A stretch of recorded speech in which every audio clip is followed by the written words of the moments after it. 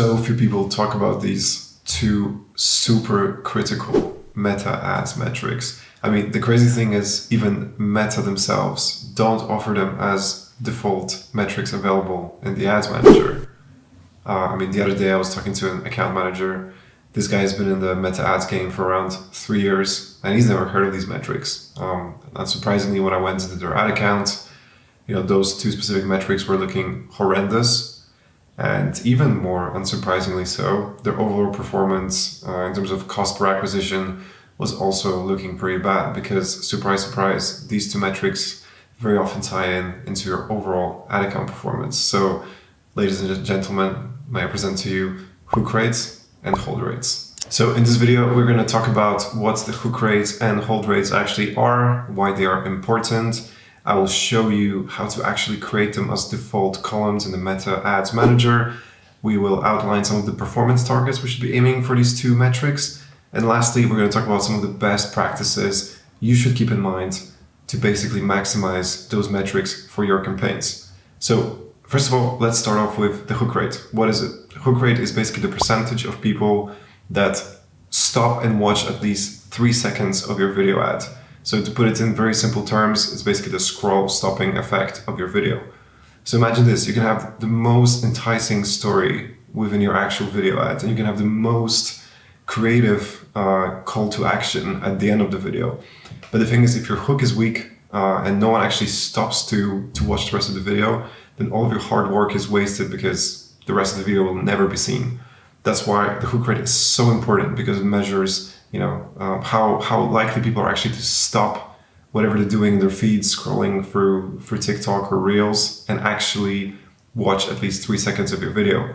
And if you don't know your hook rates, then you're basically operating half blind the ads manager, at least if you're heavily reliant on video ads. That's why the hook rates are so unbelievably important, because it is basically the first starting point of determining how successful your video ads will be. And what about the hold rate? So the hold rate is basically out of all the people that stopped to watch at least 3 seconds of your video, the percentage of people that actually finished the video in its full duration or watched at least 15 seconds of it if the video is shorter than 15 seconds.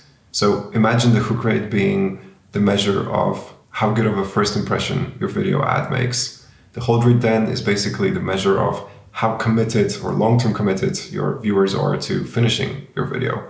So again, you can have the best hook in the world and it stops people from scrolling in their feed to actually watch it. But if the rest of the video is not engaging enough, not interesting, or not relevant enough, people will just drop off and the video won't actually amount to anything. There's not going to be any tangible action that results from it. So at this point, you can probably notice that hook rates and hold rates are both equally important. They actually go hand in hand. They play very different roles, but they work together, and it's very important that we pay attention to both. So now that we've got some foundations out of the way, let's actually jump into the Ads Manager, and I'm going to show you how to create these default metrics in the Ads Manager. Right, so we are here in an empty ad account. Where you want to go is columns here. Click on the drop down. You go into Customize Columns. We go into the section called Custom and then create custom metric. So here we basically set up the formula for how we're going to calculate this. So let's start with the hook rate first. So first of all, we want to name it. And the format that we're selecting is percentage. So our formula for the hook rate is 3 second video plays divided by impressions. So you can basically just type this in and you're going to see impressions come through. And then we just create the metric. And there we go. We've got the hook rate here. Now let's create the hold rate. So again, the same. We put the name hold rate. The format is also in percentage. The formula is through plays divided by 3 second video plays. And then we create the metric. And then, in order for you to be able to see them on your campaign level, you just have to select them here. And for the purpose of the video, we're just going to remove all other metrics just so I can show you how it actually looks like.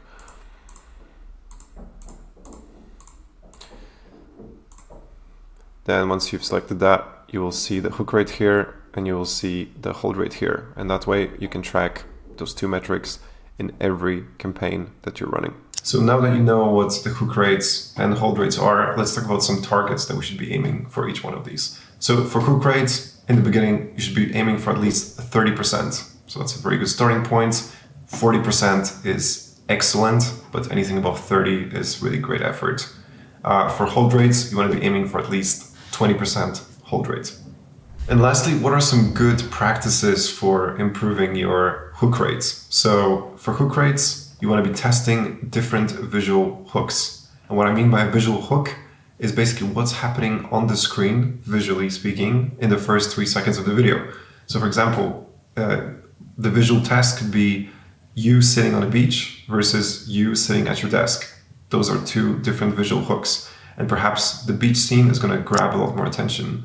That's the kind of things you want to be testing with your visual hooks. And the second is the actual text hook. So that's whatever text is actually overlaid on the screen within the first 3 seconds of the video opening. So test those two until you find the perfect winning combination.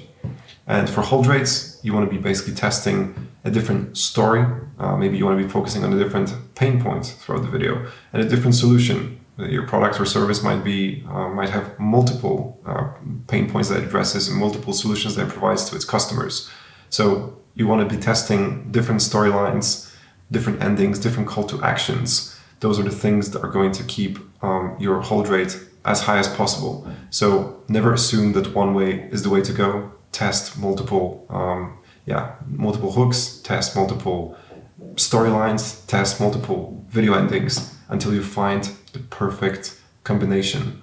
Because as we talked about in the beginning of the video, both the hook rates and the hold rates are incredibly important for different reasons, but basically it boils down to testing various stages of your video. Never assume that one scene is the way to go. Keep on testing it, keep on aiming for that 30% with your hook rate and keep on aiming for 20% with your hold rates.